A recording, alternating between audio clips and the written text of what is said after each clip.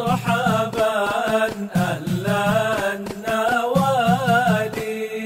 Alhamdulillah, puji syukur kehadirat Allah, salawat salam tercurahkan kepada junjungan mulia Nabi tercinta Nabi Yuna Muhammad sallallahu alaihi wasallam beserta seluruh keluarga beliau, sahabatnya dan umatnya.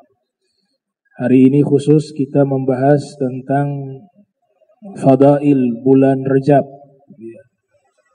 Alhamdulillah, kita saat ini sudah berada di bulan yang mulia, yaitu bulan Syahrul Rajab. Wa qala ahlul lughah yajuz fi Rajab al-wajhan.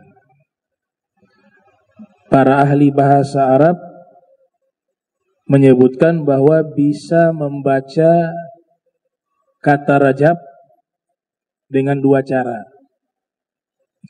Yang pertama bitanwin, dibaca dengan tanwin, Rajabun. Dan yang kedua bigairi tanwin, bacaannya tanpa ditanwinkan, Rajabu. Jadi yang pertama Rajabun, atau bacaan kedua Rajabu.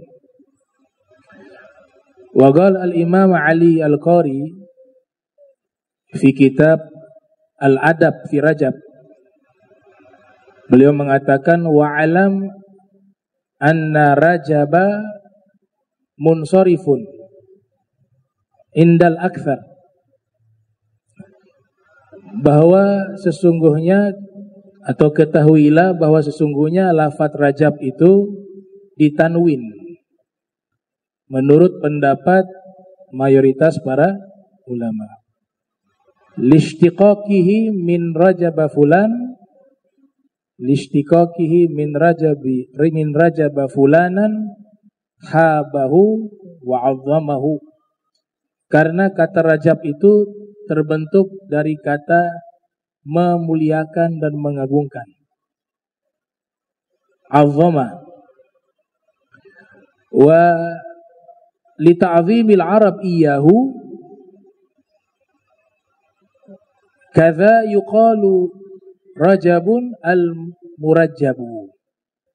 Bangsa Arab di zaman itu menghormati dan memuliakan bulan tersebut, yaitu bulan Rajab, maka mereka menyebut dengan sebutan Rajabun al-murajjabu.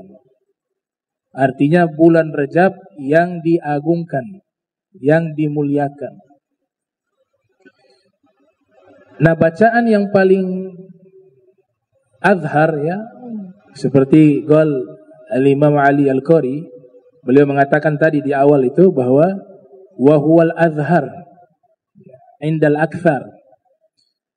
Bacaan yang paling sahih menurut ulama, mayoritas ulama, yaitu dibaca dengan tanwin. Dibaca dengan tanwin.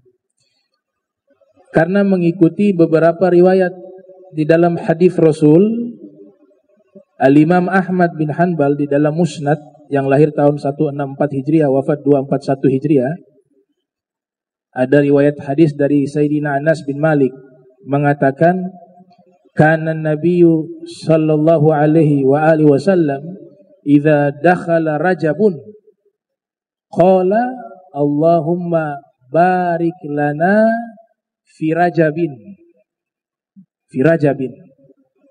Ada juga yang membaca fi Rajabah. Ya, karena dua bacaan, dua-duanya benar. Tapi kalau mengikuti teks hadis, Rajabin. Allahumma barik lana fi Rajabin wa Sya'bana wa barik lana fi Ramadana. Dalam riwayat yang lain, wa ballighna Ramadana. Hadis ini sudah menerangkan bahwa Rajab dibaca dengan tanwin.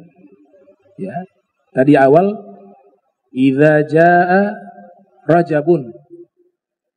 Kemudian yang kedua Allahumma barik lana fi Rajabin. Kalau ada yang membaca fi Rajaba, itu berarti menggunakan mazhab yang tidak mentanwin kata Rajab. Tapi ada yang baca dengan Rajabin, berarti itu mazhab yang membaca Rajab dengan tanwin.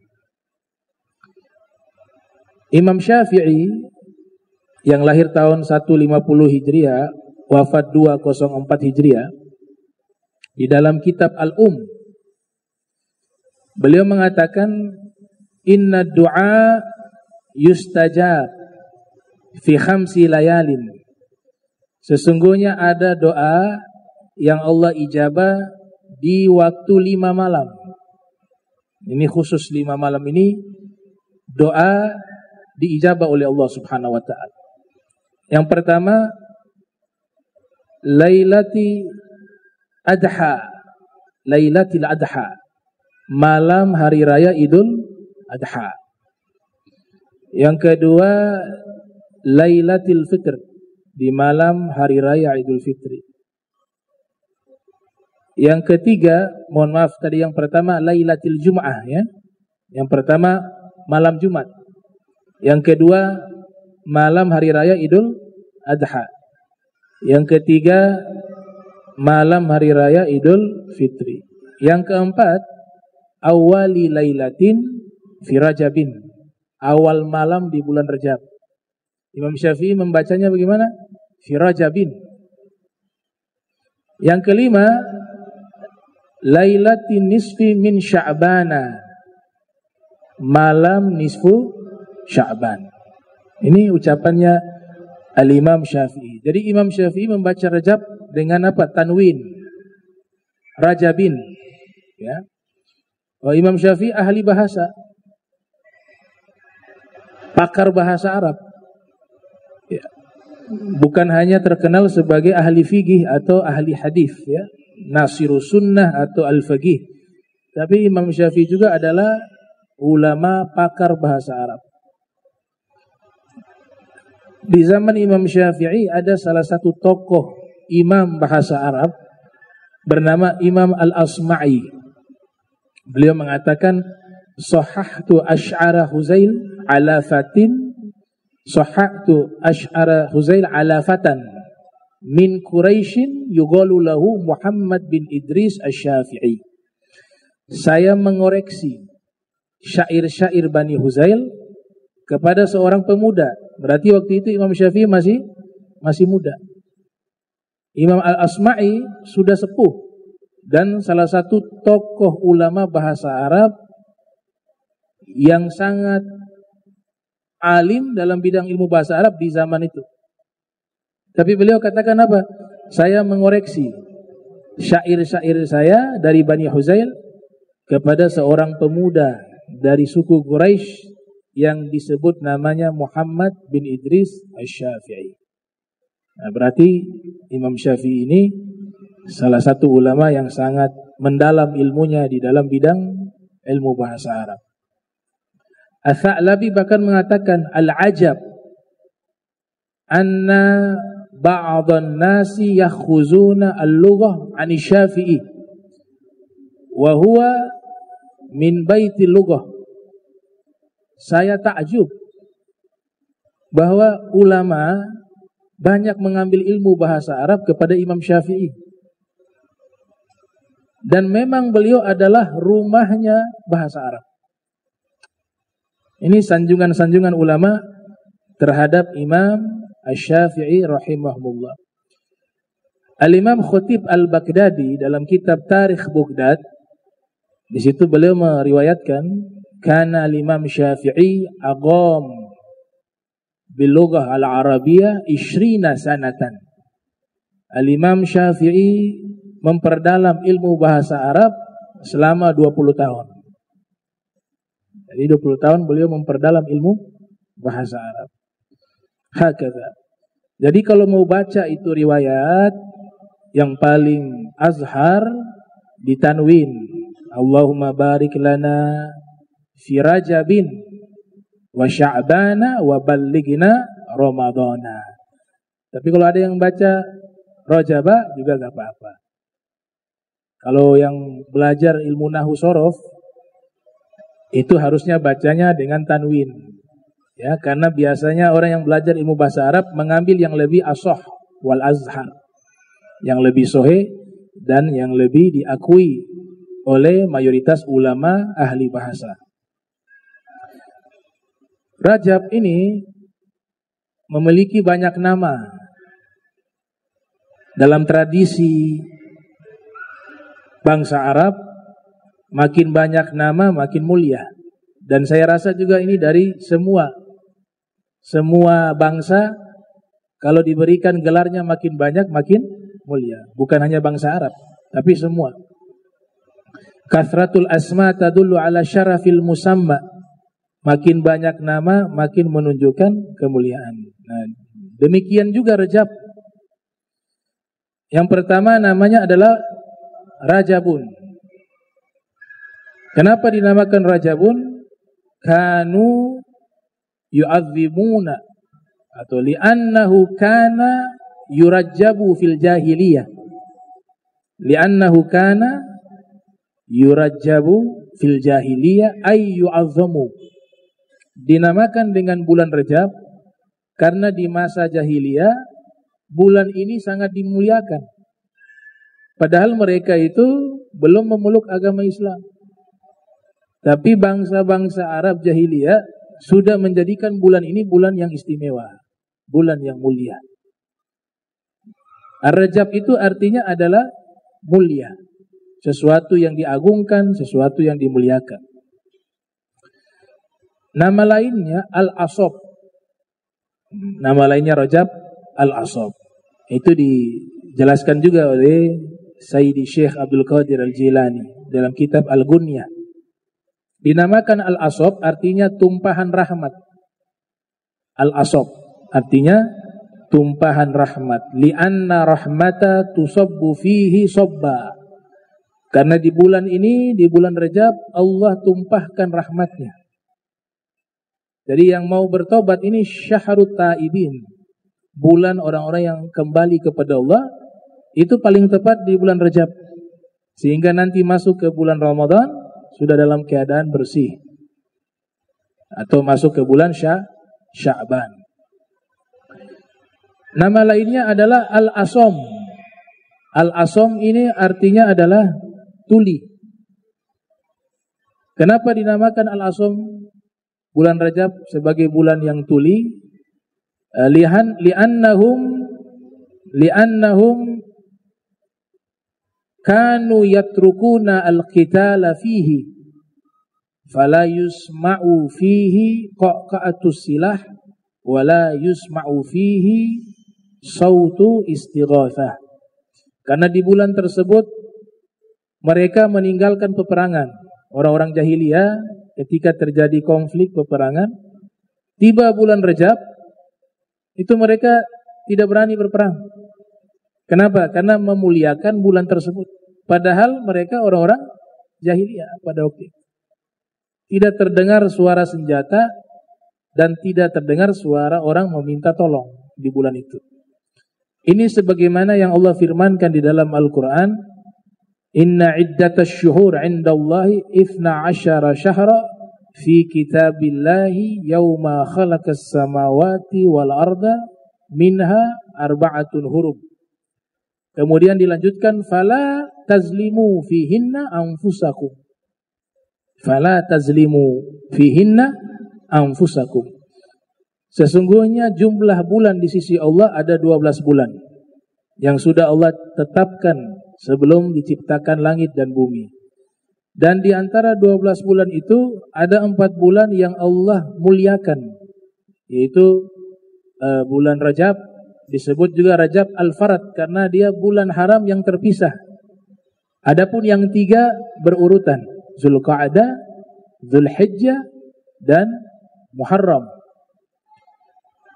Kemudian Allah Ta'ala lanjutkan firman-Nya, di 4 bulan mulia ini agama itu adalah agama yang lurus. Kemudian Allah lanjutkan, maka jangan pernah kalian berlaku zolim di bulan-bulan tersebut.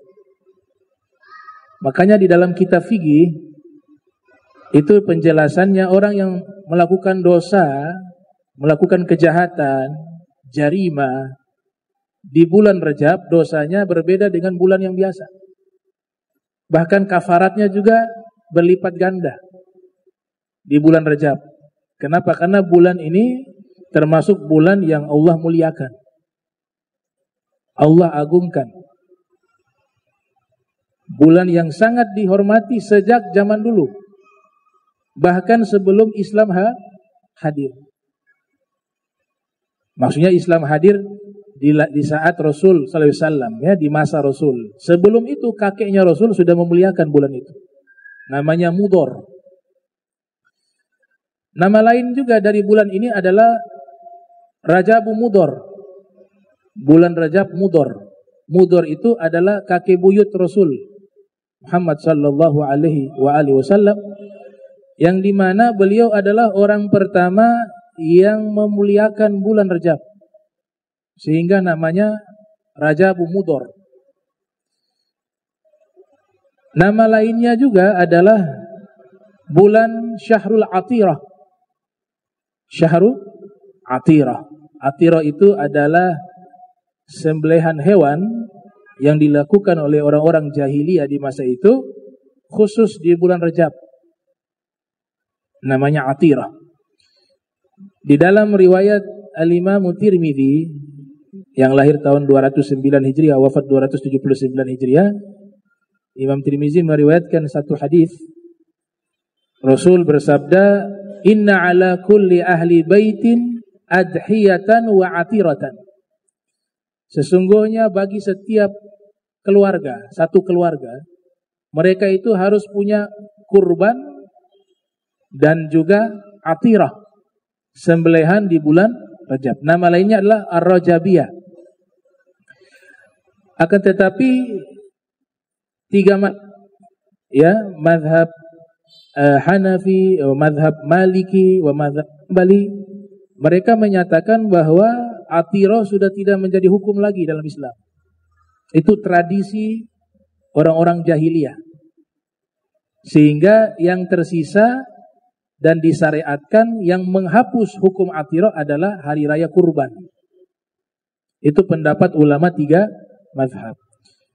Mereka mengambil satu dalil di dalam hadis Sahih Al-Bukhari.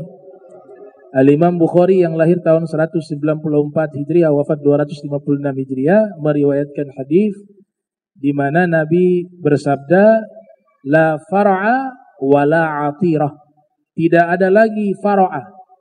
Far'a itu sembelihan yang dihadiahkan kepada berhala.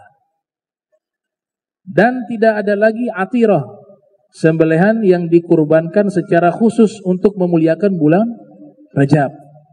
Ini tiga mazhab mengatakan sudah mansukh, hukumnya sudah terhapus. Tapi mazhab Syafi'i menyatakan hukumnya tidak terhapus, masih ada anjuran dan bukan kewajiban, tapi kalau mau kurban bulan manapun boleh, diniatkan untuk Allah, untuk sedekah, berkurban untuk sedekah lillah. Nah, ini yang menjadi dalil oleh Imam Nawawi ketika menjelaskan makna hadis la far'a wa la atirata. Artinya la atirata wajibah, tidak ada atirah yang wajib. Maknanya itu menurut Al-Imam Nawawi di dalam kitab Al-Majmu' yang lahir beliau tahun 631 Hijriah, wafat 676 Hijriah. Wa kadzalika Al-Imam Ibn Hajar Al-Asqalani yang lahir tahun 773 Hijriah, wafat 852 Hijriah, di dalam kitab Fathul Bari beliau mengutip riwayat dari ulama-ulama hadis seperti Imam Abu Dawud yang lahir tahun 202 Hijriah, wafat 275 Hijriah, juga mengutip riwayat dari Imam An-Nasai yang lahir 215 Hijriah, wafat 303 Hijriah, juga mengutip riwayat dari Ibnu Majah yang lahir 209 Hijriah, wafat 273 Hijriah, dan juga mengutip riwayat Ibnu Munzir. Ya, di situ beliau simpulkan bahwa ada riwayat yang sahih terkait masalah atirah, di mana ja'a rajulun ilan Nabi sallallahu alaihi wasallam, pernah datang seorang laki-laki menemui Nabi Muhammad sallallahu alaihi wasallam. Kemudian dia mengatakan, wahai Rasul, saya mau menyembelih hewan untuk memuliakan bulan Rajab. Atirah namanya. Bagaimana wahai Rasul hukumnya? Maka Nabi menjawab, izbahu lillah fi ayyi syahrin makan. Silakan kau sembelih untuk Allah dengan syarat, bukan yang lain, bukan untuk berhala, karena tradisi waktu itu kebanyakan untuk berhala. Silakan kau menyembelih hewan, sapikah itu, kambingkah itu, atau untahkah itu, semata-mata untuk Allah di setiap bulan atau di bulan manapun yang kau inginkan. Itu tidak ada masalah. Dari sinilah Imam Syafi'i mengatakan bahwa tidak ada masalah jika kita berkurban di bulan Rajab sebagai bentuk penghormatan kepada bulan Rajab. Tapi 3 mazhab menolak. Namun tidak ada anjuran yang sangat ditekankan, ya, tidak seperti kurban. Ya, kita harus menempatkan kurban melebihi atirah, begitu. Sehingga dikatakan ini hanya sifatnya yundab, anjuran saja. Ya, bukan yang ada ulama membedakan, ada yang disebut anjuran, ada yang disebut sunnah. Kalau sunnah itu sesuatu yang ditekankan oleh Nabi, tapi hukumnya tidak wajib. Yundab, ya, mendekati mubah, mau buat silakan, tidak buat juga tidak masalah. Nah, ini terkait nama-nama daripada bulan Rajab, ya. Dan masih banyak, itu hanya sebagian saja. Masih banyak nama-nama lainnya daripada bulan Rajab. Sayyidina Syekh Abdul Qadir Al-Jilani yang lahir 470 Hijriah, wafat 561 Hijriah, di dalam kitab Al-Ghunniyah, beliau menjelaskan Rajab dari sisi huruf. Jadi Rajab itu terdiri dari tiga huruf. Ada ro, ada jim, ada ba. Huruf ro artinya rahmatullah, rahmatnya Allah Ta'ala. Karena di bulan ini Allah curahkan kasih sayangnya. Yang kedua, judullah, kedermawanan Allah. Allah juga curahkan kedermawanannya khusus di bulan Rajab. Di bulan lain juga diberikan, tapi bulan Rajab dikasih ziyadah, sesuatu yang dilebihkan. Yang ketiga, huruf ba, birrullah, ya, kebaikan Allah, Allah curahkan juga di bulan Rajab. Nah, para ulama, ya, mengarang kitab menjadi satu kitab membahas tentang keutamaan bulan Rajab. Di antaranya Syekh Hasan bin Muhammad Al-Baghdadi. Beliau menulis kitab berjudul Fadail Syahri Rajab, keutamaan-keutamaan bulan Rajab. Memang tidak dipungkiri, ya, bahwa tersebar riwayat, ada riwayat palsu tentang keutamaan bulan Rajab, ada juga banyak. Ya, kalau yang palsu jangan kita populerkan. Tapi ada juga yang dhaif, ada yang hasan. Nah, kalau dhaif dan hasan untuk sekedar fadilah amal tidak masalah. Sesuai syarat yang ditentukan oleh para muhadditsun, bahwa hadis-hadis lemah itu tidak boleh diamalkan di dalam masalah akidah. Tidak boleh diamalkan di dalam masalah hukum, halal, haram, dan seterusnya. Kemudian hanya bisa diamalkan di dalam masalah fadilah amal, atau at-targhib wa tarhib, atau hikayat, ya, kisah-kisah.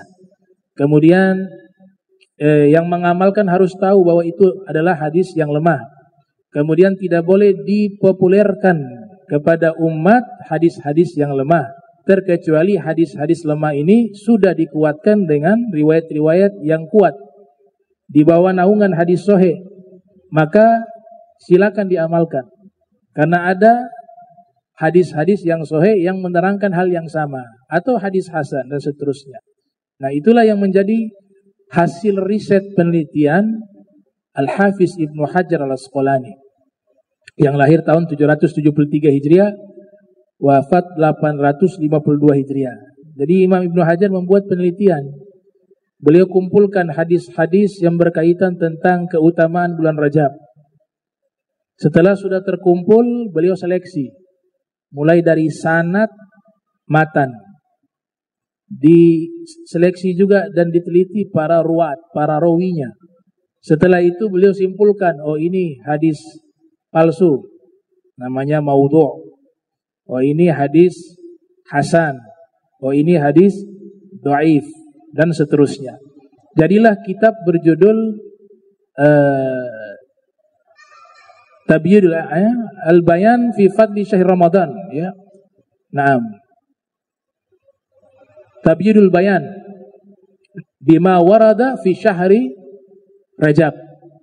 Jadi membahas tentang apa? Keutamaan bulan Rajab, tapi diseleksi hadis-hadis yang bermasalah, yang maudhu', yang palsu. Dijadikan satu kitab oleh Al-Imam Al-Hafiz Ibn Hajar Al-Asqalani. Kemudian keutamaan bulan Rajab, yang pertama itu paling istimewa adalah terjadinya peristiwa Al-Isra wal Mi'raj. Kebanyakan ulama menyebutkan itu terjadi pada tanggal 27 Rajab. Tapi masalah ini masih terjadi perbedaan juga. Ada sebagian mengatakan bukan tanggal itu. Tapi kita turun-temurun sudah mengikuti pendapat itu. Karena memang banyak juga di kalangan ulama yang menetapkan peristiwa Al-Isra wal Mi'raj itu terjadi pada tanggal 27 Rajab. Kemudian ada juga yang disunnahkan puasa. Ya, puasa Rajab. Ada riwayat yang lemah, ada riwayat yang palsu terkait fadilah daripada puasa Rajab. Akan tetapi secara global puasa itu, puasa sunnah tidak ada larangan, kecuali ada riwayat yang sudah menerangkan secara khusus seperti haramnya berpuasa hari raya Idul Fitri. Itu jelas ada riwayat. Atau haramnya berpuasa di ayyamu tasyrik. Atau haramnya berpuasa bagi orang yang tidak biasa berpuasa sunnah di akhir-akhir Sya'ban. Itu terjadi khilaf, ada yang mengatakan makruh, ada yang mengatakan haram. Jadi sudah hari-hari akhir Sya'ban mau dekati Ramadan, namanya Yaumus Syak. Hari yang masih ragu nih, besok jadi Ramadan atau tidak. Nah, tapi kalau yang sudah biasa puasa sunnah gak ada masalah. Ya, Senin Kamis, ya. Sampai akhirnya di akhir Sya'ban gak ada masalah.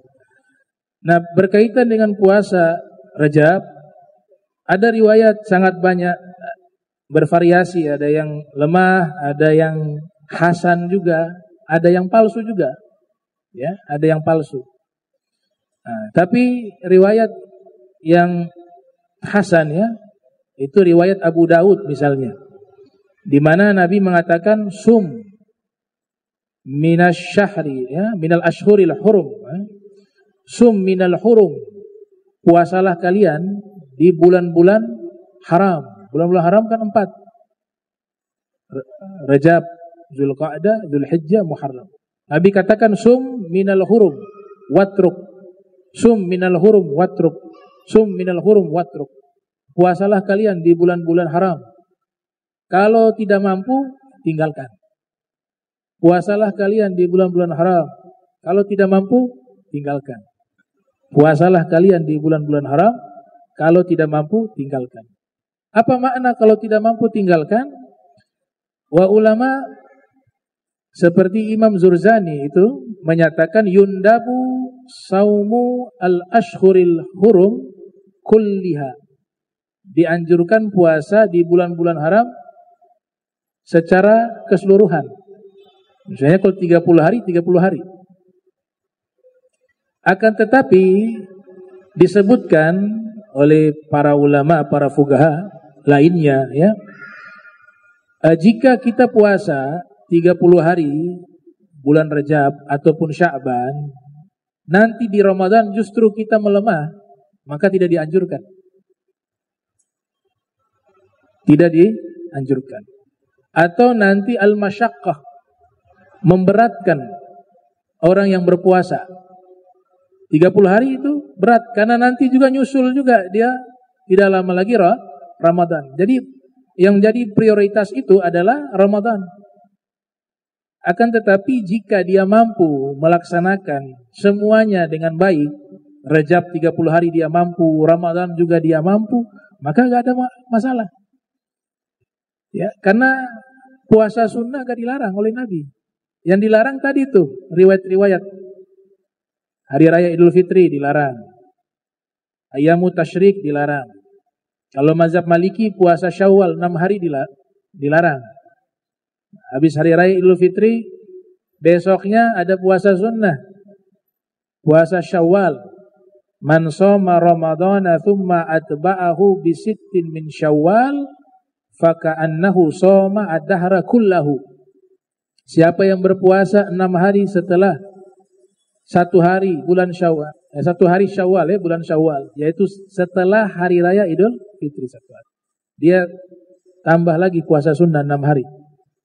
Bisa berurutan, para fuqaha mengatakan bisa juga dicicil-cicil jika masih ada di bulan Syawal. Wal afdal memang urutan, karena dalam teks hadis itu dinyatakan berurutan. Itu mazhab Syafi'i sunnah. Di Hadramaut itu hari rayanya justru setelah puasa Syawal 6 hari.